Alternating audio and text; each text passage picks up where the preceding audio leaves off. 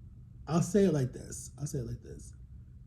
It was there until I reached double digits. And I think after I started being able to speak for myself, it started to fall apart. I'm not putting it all on her, I'm putting it on me too. When I started not to need her anymore, I think that that's when it started to fall apart. And then, oh God, when Jama came in the picture, oh my God. And she's the one who wanted Jama in the first place. I didn't want that whole thing in the beginning. The state was like, oh, we're going to give you a companion and da-da-da-da. And I'm like, sounds like a babysitter. I don't want no babysitter. But God knew I needed Jama in the time frame. But my mom wanted that. And then when she saw how close I got to her, a jealousy stepped in really fast, like from day one. And I'm like, okay, hold on, wait a minute. You don't have time for me. So why are you complaining about someone that has time for me? But that's been through all my friendships. That's been all my girlfriends. That's been anybody that I get super close to and I'm having fun with their mom. It's like, but I this and that and that. I'm like, I'm sorry, they hear me. I don't feel like you hear me. I don't ever feel like you hear me. I feel like you see me as a special needs person that's a burden to you, that if you could change it, you would have never adopted. That's honestly how I feel to her sometimes. And I've vented this to her. I've told her this, so it's not bad mouthing her. We've definitely had fights and arguments about this over the years. And it's always, I love you and God gave you to me and da-da-da-da. And I'm just like, yeah, okay. I don't believe that anymore. But truthfully,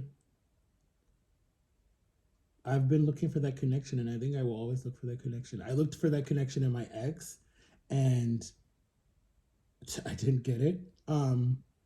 Honestly, if I'm being completely honest, I get it in different ways. I get it in other people who are like mother figures to me, like my aunt, both of my aunts on my dad's side, to my sister, to Jama. I get it in that sense of like a mother who's supposed to love you no matter what and doesn't make you feel like it was a bargaining deal or something, like, well, I invested time in your life, so you got to invest time in, you got to give it back. It's like, no, God gave you a blessing, and it's not like tat for tat. It's that God gave you a blessing. He didn't have to give you that blessing, but he did. So it's like, am I your child, or was it that you were being selfish and you wanted more? And so now it's like, am I like, I don't know, it's weird. It's like, is this a deal, or am I actually your child? Like, what is this? Am I property? That's what I feel like. So to sum all of that together, in my next relationship, and if this one I'm talking to pans out, I don't want to have her try to, like, I don't want to be like, oh, I'm so needy, because that chases people away and it smothers people, where they're like, oh my God, he's so freaking needy or whatever. And actually, I feel like I've done really good, because the old me, like in 2018 or 2008 and 2007, I was so needy. Oh my God. I'd blow you up constantly. I mean, calling you and texting you and being like, where are you at? And da, da, da, da. Actually, I didn't even know how to text back then. All I knew how to say back then was, call me. Are you mad? What's up? That's all I knew how to say back then. Or whatever. But I don't know.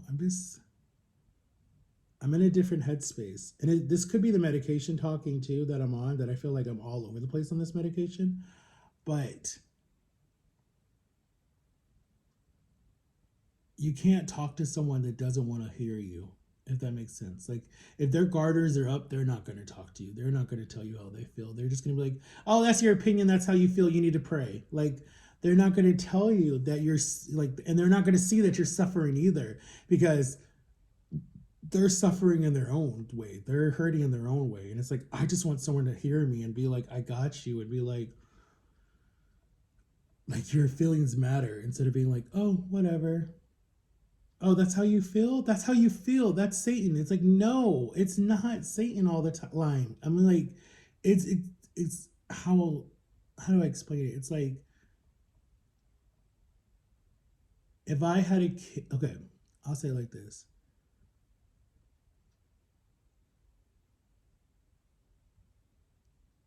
If someone came to me, right, and was like, I'm super depressed. I'm super, I'm at my wits end. I'm like, I can't do this anymore.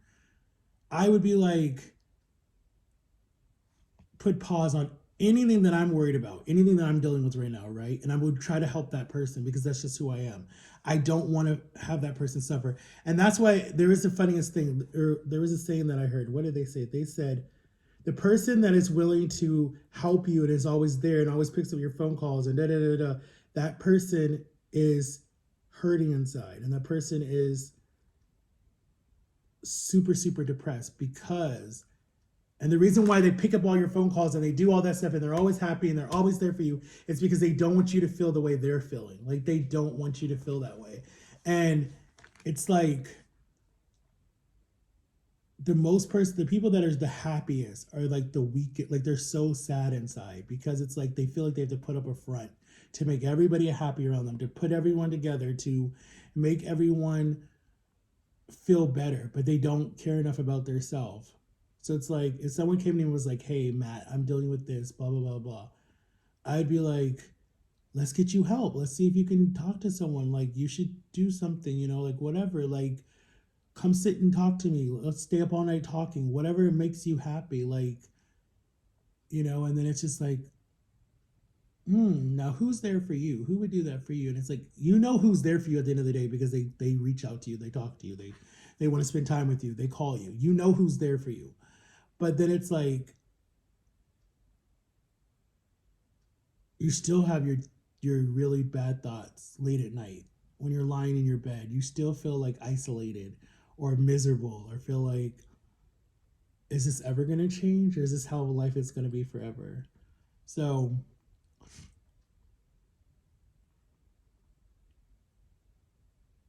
I don't know. I know I'm struggling. I know I'm struggling. I know I've put weight back on. I feel like I failed you guys because I stopped my whole weight journey. I didn't talk about it anymore. It's like I did surgery, did a bunch of traveling, and like just stopped the whole weight journey. Like I don't even know my last video with my weight journey. Like I know we got to like 178, I think it was like the day of surgery. And then I think I like just fell off. Like I know I did prep and all the food and all the different stuff and the salad mukbangs and all the different stuff and what I should have just stayed with. Like I know all of 2021 was like blogs, or no, all during COVID was blogs. All during COVID was blogs, good blogs. And then I just like fell off. Like I just was just like, when I did that 3 months away, it really messed me up mentally. Like it really messed me up mentally because I felt like I just felt stuck and I felt miserable and I just felt like, I don't know, it just messed me up. Like it really made me relapse. Like that was a relapse for me because a lot of stuff happened that just really messed me up. I think if I would have went to like a summer camp or something where I was like helping people that actually wanted my help and like making a difference, I think that would have inspired me to keep going. Like, oh my God, I got this. This is gonna be really cool. I'm gonna lose this weight, and and if they were all encouraging and like helping me and stuff like that, I think that would have been like, you got this. You can finish this. Like, I think that would have been good. Or if I would have went and saw my sister and just stayed with her for 3 months and lost that last little bit, I would have been like, oh my God, I did it. And then like go in and do all the other surgeries that I needed to do, like liposuction and get that knot off my leg and just like different things and not just be here in the home. I would have been like, you got this. But it's like an alcoholic being around other alcoholics. You're not going to succeed. There's no way because you're going to still be tempted. And it's the same thing with me. And now to be diagnosed with crippling depression, like, holy crap. It's like, what else is going to hit me? But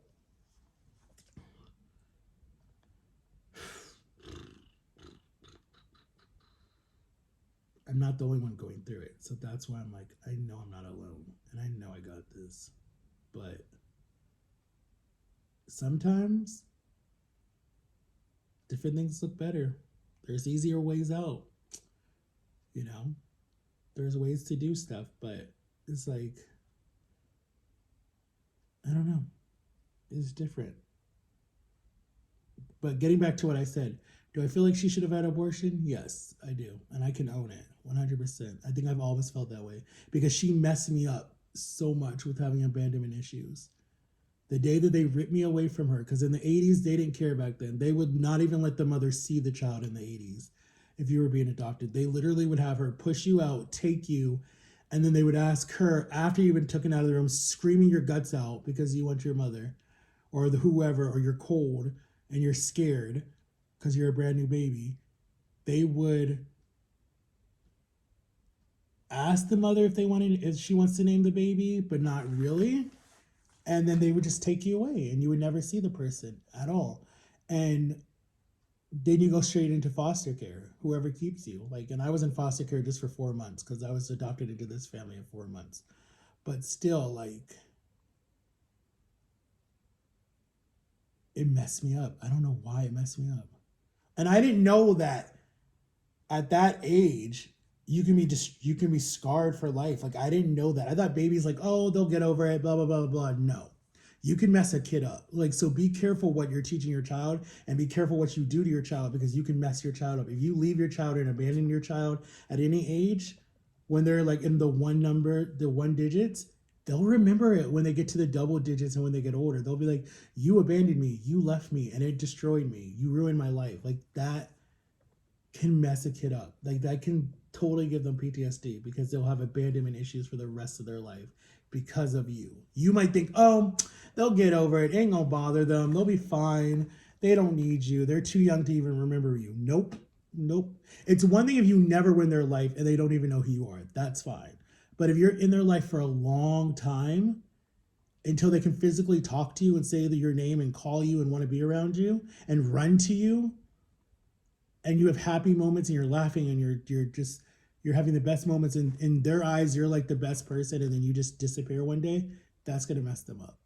Believe me, it's going to mess them up, because they're going to be like, damn, did you even care about me? And then they're confused when all these different people come in their life, but they're still looking for that one person that completed them and made their heart feel full and made them feel like wanted and loved no matter what.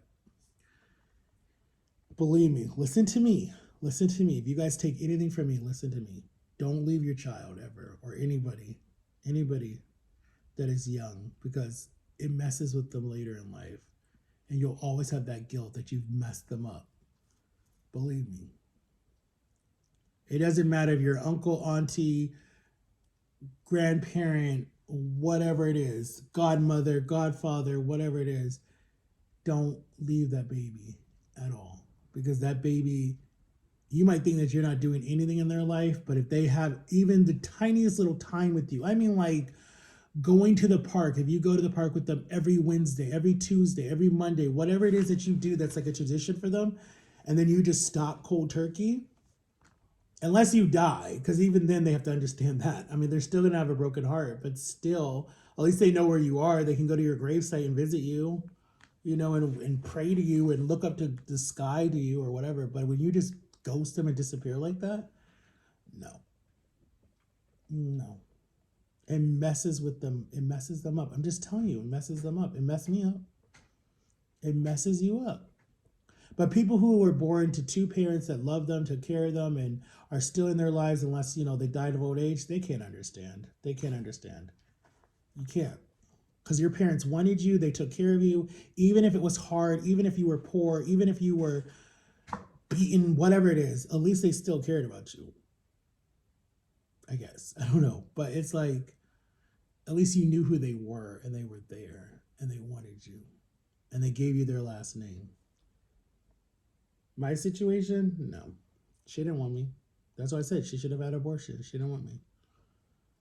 One last burden for this family and one last burden for her. That's just how I feel. And that's what I've been told before too. So I'm not just making it up. I've been told that I'm a burden, and I've been told that if I would have known, I'd have never adopted you. I've been told that.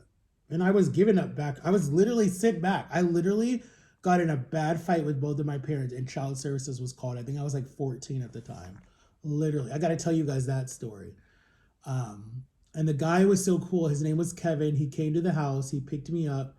He took me away. I remember I packed my little, I think it was like a Scooby-Doo backpack that I had. And he took me away, and I went and I sat in his office all day. And then he was like trying to find somewhere to place me. And I remember my sister Jennifer, I'll never forget it. She was like, "Oh hell no!" And she was like, she came and picked me up when she got off work because she worked at Walmart or Sam's Club in the pharmacy, so she worked long hours. She didn't come until like almost 10 o'clock at night, and she picked me up and was like, "I'm his big sister. I'll take him. He can come stay with me for a little bit." And I went and I stayed with her at her house, and then my parents were like, "Oh, we just needed 24 hours." I was like, "I don't want to go back there." And you know what I should have done? Let me not even tell you guys that story. But I wanted to get back at them so bad. I so badly wanted to get back at them. I so should have just never went back ever. Ever. But my mom always says that I don't have loyalty to this family. You're right. You're right. I have loyalty to this family a little too much. Too much. Where did it get me? Alone and by myself all the time.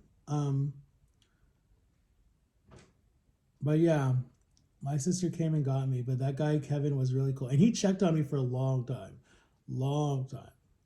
until we moved to Florida. He always was checking. He's like, "How are you doing, Matt?" Because we bonded. We bonded in that, me being with him for almost like 8 hours that day. We bonded. Like he bought me food. We went to the park. We walked around. Like he was not mean or nothing. Like he was just like the coolest social worker. He was like, and we lived in a small town too, so everyone knew everyone. But he was just super super cool. Like he was just like, "Yo, let's just hang out for the day." He's like, "Nothing's happening. No big choices are making. No, we're not taking you away. Just come hang out with me for the day." And that's what I did. We just went out to eat. We we walked the park. We went to the movies. We just had fun. He showed me like the system and all that different stuff, and I was like, "Oh, I would want to be a social worker. That would be cool." And he's like, "Yeah, I see that in your personality." He's like, and he saw that I was good with the kids. But again, yeah. Anyways, all right, guys, we're like 41 minutes into this video, and I've been blabbing. I'm so sorry. I didn't even finish my sandwich. But guys, go get the new. It's not new anymore. I think it came out like 2 months ago, 3 months ago. Go get you the new biscuits or bagels. Go get you one of those. I need to ask my sister how much this all costs. I think she said it was like $21 or something from DoorDash. Go get you guys it, okay? Because it's really good. They have all of them. They have the bacon egg biscuit with bacon and eggs and cheese, and then they have the turkey and egg biscuit. Then they have the sausage and egg biscuit or bagel biscuit, and then they have the steak and onion biscuit or bagel or whatever they call it. And they're like $7, $7 at Walmart. It's not bad. Let me know if you guys want some more McDonald's hauls. I can do some more, or ask my sister to send me some more, or just go into McDonald's and just give them cash. Pay with cash, but everything's now is like some bull. And let me know what else you guys want me to post. And thank you for watching my week-long videos, guys. And I might post another one tonight with Jama. But you know what? Know that you're wanted, and know that you're needed, and know that at the end of the day, you might be suffering right now, but know that someone has it worse than you, and know that someone will need you and someone will come to rescue you one day. I pray that happens to me. But I think God already sent me someone to rescue me, and I think that that person knows that I'm there to rescue them too. And God sent me Jama. So I'm like, thank God for that. Because when she came, I was done. I was so done. I was so done, guys. I was so done in 2014 when Jama came. Like, every time I'm about to give up, God always sends me some type of miracle. Always. He's always like, "I'm not done with you yet." And I'm just like, "Why?" And he's like, "Because you're not done yet. I made you for a reason." And that's why when I say that I should have been aborted, God's like, "No." He's like, "Everybody I made you for a reason. There's some reason why you need to be on this earth." And he's like, "Look at all the people's lives that you've been in. Every one of them, even the ones that don't talk to you anymore. You made an impact in their life. Like, just know that." And I'm like, that's true. That's true. She's like, "Your family needs you. Your nieces and nephews need you." They don't care. She's like, "Yes, they do." I'm like, I don't know. So, They're like, your son needs you. I'm like, yeah, I hope so. They're like, your best friends need you. Your da da da da need you. I'm like, I hope so. I can't stand fake people. I can't. I'm not saying anyone that's in my life is fake, but I'm just saying like I've had some fake people in my life before that have told you, yeah, I love you, I care about you, I need you, and then stab you right in the back and just keep pushing the knife in as they walk away. It's like, no, nope. That's why the new Matthew, the new and approved Matthew from 2019, actually go back farther than that. I don't care anymore. If you're in, you're in. If you're out, you're out. Like I do not chase people no more. If you're out, you're out. Like I'm not gonna go back and forth. I'm not gonna do that with you. It's like you're in, we're good. We'll have little issues, little flare-ups here and stuff or whatever, but that's it. Like I'm not gonna totally like I can't turn my back on someone that I actually care about. I can turn my back on you if you're not putting any effort into the relationship or nothing and it's one-sided. I could turn my back on you because I'm not going to do that again. I did that for 7 years. I did that in other relationships where I put in so much effort and the person didn't give a dang about me. When I see loyalty to the point that I know if I'm sick, dying in my deathbed, you're going to be at the end of the bed right there, or you're going to come see me or whatever, send messages, whatever it is, that's who I know is my true people. Because you know at the end of the day, I would be there for you in a heartbeat. Yes. That's true friendship. That's true relationship with anybody. Anybody. I mean, I have 3 siblings that if something happened to me would not even be there because they totally proved it when something happened to me in 2019. Totally. Already proved it to me. Didn't even show up at all. Didn't even call. Like at all. And one lived 10 minutes away from me. My sister that doesn't even live here was on the phone with me every single day. Was literally came the day after I got out of the hospital, right before I had surgery, because she had to see me to make sure I was okay because it scared her. And she's like, I'm not losing you. No. So, no. No. And then John and Lily were like there. They were like, we got you. They literally came and saw me. They were like, no, we're not going to. No. They're like, we're not going to lose you like that. And then Jama came literally, she left to work when I was in the hospital for 4 weeks. She left to work one night, drove probably an hour at like 2 or 3 in the morning and came and saw me, cleaned up my room, gave me a haircut, and was like, no, boo, I don't want to see you go out like this. We're going to fix this. And made me do laps around my floor because she's like, no, you're not going out like this. It scared her too. My mom came, my dad came, my aunt came, my 2 aunts came together. My uncle came after practice. I think he came and saw me, but that was it. That was it. Nobody else came. I mean, I was up there for 4 weeks in the hospital. That was a big ass bill when I got out, but like 4 weeks, I was there, stuck, miserable, wanting to die, like literally. But this little thing said, nope, you can't because there's someone who needs you that's coming. Just wait. And I said, all right, God. And I kept kicking. But anyways, guys, I'm sorry for getting so depressed on Sunday. I'm sorry. I want to be real with you guys. My channel is real. And if you don't like it, you guys can unsubscribe. I know my channel is crappy, but it's like all 3,700 and whatever I got. You guys have been loyal for the last 6 years almost. So thank you. And I love you guys. Make sure to like and subscribe. Turn on the notification bell. Go get you a breakfast something from McDonald's, Mickey D's, who they're all remodeling, all of them, because McDonald's did not look like this when I was a little kid in the 90s. Not at all. You see that creepy little blue toy and then the other toy and then that fat looking girl. And then Barney was in there for a while. And then every Disney movie was in there for a while that came out. But I can't believe I'm 34 this year. Like, dang. And I'm still with my parents. Ugh. I just don't want to be that statistic person with disability that lives with their parents until their parents are like in their 80s. And then when their parents die, they go in the system. Hell no. Hell no. Nope, I'm not going. No. Because my best friend Brittany, her mom's brother was like my age, still living with his parents, and his parents were like in their 80s, and he was going to a little job that he had, and he was so quiet, but he had some other type of disability that was like he just wasn't really good with people, but he had a job, and I'm like, that is not going to be me. And I was like a freshman in high school saying that. And look, I'm his age, and I'm still living with my parents. I was like, oh hell to the no. And I had a little job. Oh God. I don't know. All right, we're 15 minutes in. Let me hang up this phone because this has been a long ass video, and it's probably like 10 o'clock already. All right, guys, I love you so much.